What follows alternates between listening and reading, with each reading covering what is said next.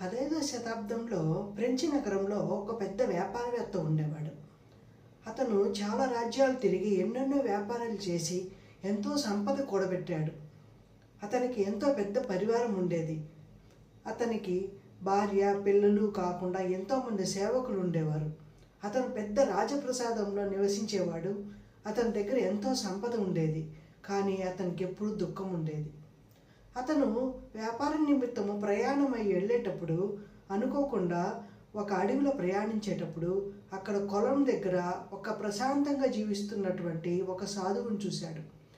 ఆ సాధువుకు వేసుకోవడానికి మంచి బట్టలు కూడా లేవు, కానీ అతనిలో ఎంతో శాంతము, ఎంతో సంతోషము.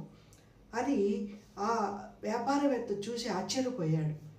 ఇదేంటి, నా దగ్గర ఇంత సంపద ఉంది, ఇంతమంది సేవకులు ఉన్నారు, ఇంత పెద్ద పరివారం ఉంది, కానీ నా దగ్గర సంతోషం లేదు. ఆ సన్యాసి దగ్గర ఏమీ లేదు, కానీ అతను ఎందుకు ఎంత సంతోషంగా ఉన్నాడు? ఆ సంతోషం అతనికి ఎక్కడి నుంచి వచ్చింది అని ప్రశ్నించుకున్నాడు.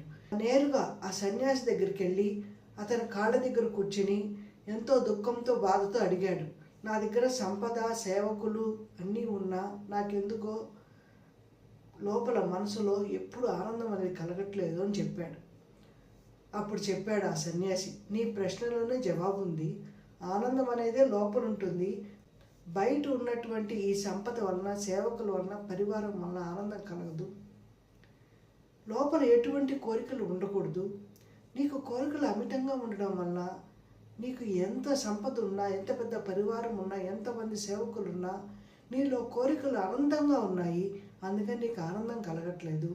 ముందు ఆనందాన్ని లోపల చూసుకో, కోరికలను తగ్గించుకో, అప్పుడు ఆనందం నీ వెంట వస్తుంది అని చెప్పాడు.